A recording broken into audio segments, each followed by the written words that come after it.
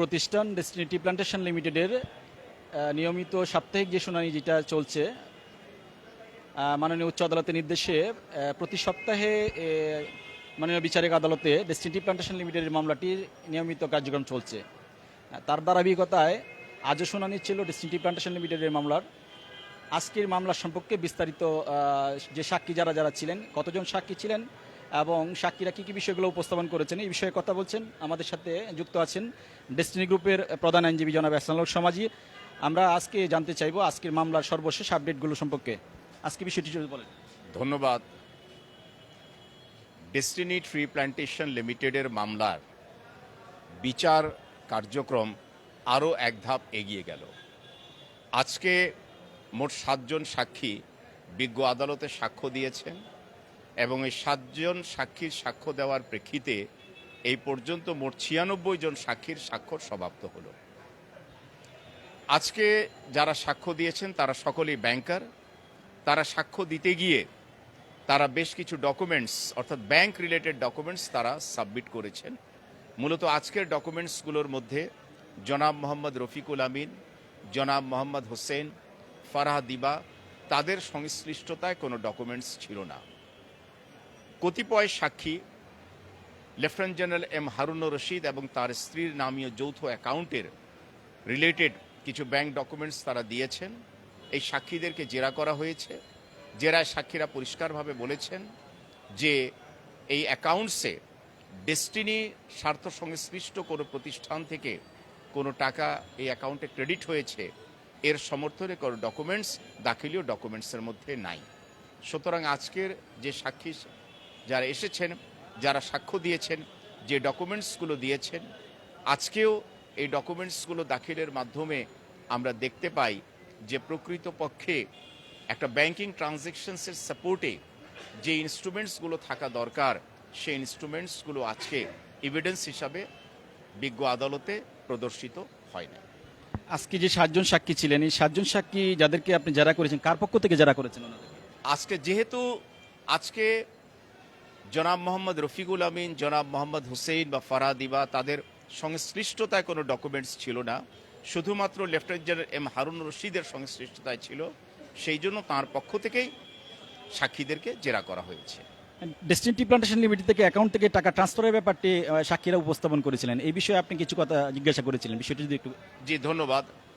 দুদক কর্তৃক প্রস্তুতকৃত ছকের বর্ণনা দিতে গিয়ে সাক্ষীরা যে জবানবন্দি দিয়েছেন, কতিপয় সাক্ষী, সেই সাক্ষীকে আমি প্রশ্ন করেছিলাম যে লেফটেন্যান্ট জেনারেল হারুনুর রশিদ বা ওনার স্ত্রী নামীয় যে যৌথ অ্যাকাউন্টে ডিটুকে, ডিটিপিএল অথবা ডেস্টিনি স্বার্থ সংশ্লিষ্ট কোনো প্রতিষ্ঠান থেকে প্রদর্শিত ডকুমেন্টসের কোনো টাকা ট্রান্সফার হয়েছে কি না। তো ওনারা বলেছেন যে ছক অনুযায়ী দেখা যায় সেখানে নাই লেখা আছে। এবং ডেস্টিনি টি প্ল্যান্টেশনের আজকে শুনানির মধ্যে একটি এফডিএ সংক্রান্ত বিষয়টি কথা বলা হয়েছিল, এই বিষয়টি যদি একটু ক্লিয়ারলি বলতেন। জি, আজকে দেখা যাচ্ছে যে destiny tree plantation limited related একাধিক এফডিআর এর রেফারেন্স এসেছে। তো ওনারা বলেছেন যে এই এফডিআরগুলো নগদায়ন হয়েছে।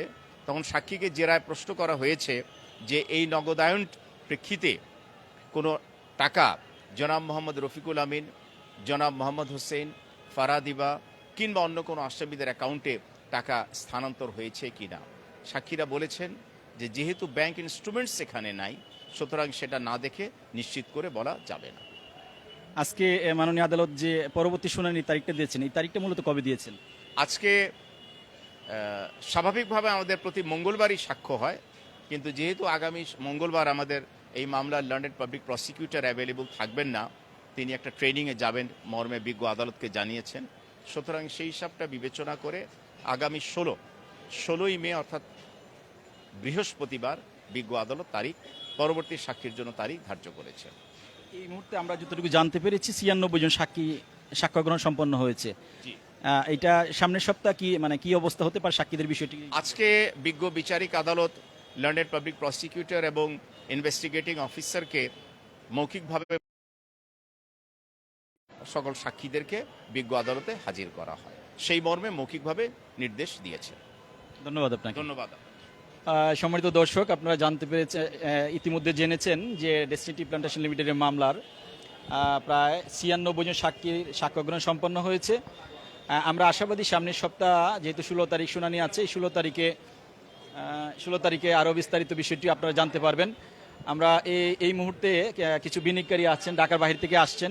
এই বিনিয়োগকারীদের পক্ষ থেকে আমরা জানতে চাইবো যে তারা যে মূলত এখান থেকে আজকে আসছেন এই মামলার ব্যাপারে আপডেট জানার জন্য। এই মুহূর্তে একজন বিনিয়োগকারী আছেন। আপনি ডেস্টিনি টি প্ল্যান্টেশন লিমিটেড মামলাটি 12 বছর চলমান অবস্থায় এই মুহূর্তে নিষ্পত্তির দিকে যাচ্ছে। আপনি আপনার কাছে কেমন লাগছে এই অনুভূতিটি একটু ব্যক্ত করেন। আসসালামু আলাইকুম রহমতুল্লাহ। আমি কুমিল্লা থেকে আসছি, অনেক দূর দূরান্ত থেকে আসলো, কিন্তু মানে মনে হয় না যে কষ্ট করে আসছি। খুবই ভালো লাগছে। আজকেও শুনানিতে সারাদিন ছিলাম। আল্লাহ রহমতে যেই আমরা শুনতে পাচ্ছি বা দেখতে পাচ্ছি, ইনশাল্লাহ আমরা আশাবাদী খুব দ্রুতই আমাদের স্যার মুক্তি পাবে ইনশাল্লাহ। আমরা টাকা পয়সা দিছি, আমাদের কোনো সমস্যা না, কিন্তু আমরা চাই আমাদের রফিকুল আমিন স্যার আমাদের মাঝে আসুক, দ্রুত আমাদের মাঝে ফিরে আসুক। আমরা তাদেরকে নিয়ে যেন আবার আগামীতে আমরা কাজ করতে পারি এবং স্যারদেরকে নিয়ে আমরা সবাই একসাথে আমরা মিলেমিশে আমরা সমাজ নিয়ে চলতে পারি। আমরা সমাজের কাছে এখন কিন্তু ছোট হয়ে রয়েছি, যেন আমরা মাথা উঁচু করে দাঁড়াতে পারি, ওইটুকু আমরা কাছে আশা। ইনশাল্লাহ আমি স্যারের আশা সুস্থতা কামনা করে এখানে শেষ করছি। আসসালামু আলাইকুম রহমতুল্লাহ। আচ্ছা, আমাদের কাছে এই মুহূর্তে দুইজন বিনিয়োগকারী আছেন, দুই তিনজন আছেন। আমরা একটু জানতে চাইবো আপনি কোথা থেকে আসছিলেন আর মামলা সম্পর্কে আর আপনার অনুভূতিটা একটু পেশ করেন। আসসালামু আলাইকুম। আমার নাম মোহাম্মদ মুজাফফর আলী মুন্সি। আমি এসেছি দিনাজপুর জেলায় হিলি হাকিমপুর থানা থেকে। তো আমি মাঝে মধ্যে আসি মামলার আপডেট নেওয়ার জন্য। তো আমার ব্যক্তিগতভাবে মতামত যে রফিকুল আমিন স্যার, মোহাম্মদ হোসাইন স্যার এরা বের হয়ে আসলে আমাদের যে দেনা পাওনা বলেন বা আমাদের বিনিয়োগ, এটা আমরা নিরাপদ মনে করতেছি এবং আমরা সঠিকভাবে এটা ফেরত পাবো বলে আশাবাদী, বা আমি ব্যক্তিগতভাবে আশাবাদী। ধন্যবাদ আপনাকে। এই মুহূর্তে আরো দুইজন বিনিয়োগকারী আছেন। আপনাদের পরিচয়টি কোথা থেকে আসছিলেন এবং কি উদ্দেশ্যে আসছিলেন আজকে এখানে? আসসালামু আলাইকুম। জি, আমি নুরুল আমিন কুমিল্লা থেকে আসছি। আমরা আসলে বিনিয়োগকারী। আমরা চাই যে স্যার সুষ্ঠুভাবে বের হয়ে আসুক, আর আমাদের কোনো অভিযোগ নাই আমাদের তরফ থেকে। আর আইনিভাবে সবসময় আইনের প্রতি শ্রদ্ধা রেখে আমরা বিজ্ঞ আদালতে বারবার আসতেছি। আমরা চাই যে স্যারের সুষ্ঠুভাবে আমাদের মাঝে ফিরে, আমরা রফিকুল আমিনের মাধ্যমেই আমরা ব্যবসায় ফিরে আসতে চাই। ধন্যবাদ। আচ্ছা, এই যে আপনি আপনার পরিচয়টি একটু বলেন, আর এই যে মামলা নিষ্পত্তি হচ্ছে, আপনাদের কি মনে হচ্ছে যে আপনারা আপনাদের বিনিয়োগের টাকাটা ফেরত পাবেন? জি, আমি মোহাম্মদ শাহরিয়ার মামুন। আমি আসছি কুমিল্লা থেকে। যে ইনশাল্লাহ রফিকুল আমিন স্যারের মুক্তির মাধ্যমে, হোসেন স্যারের মুক্তির মাধ্যমে ইনশাল্লাহ আমরা তাদের মাধ্যমে আমাদের বিনিয়োগের টাকা আমরা ফেরত চাই আশা করতে পারবেন? ইনশাল্লাহ। ঠিক আছে, ধন্যবাদ। আমরা এই মুহূর্তে শেষ করতে যাচ্ছি আমাদের আজকের এই যে বিষয়টুকু আপনাদের উদ্দেশ্যে। আজকের যে মামলার সর্বশেষ আপনারা আপডেট জানলেন। আগামী 16 তারিখ অর্থাৎ আগামী বৃহস্পতিবার আবার শুনানি আছে।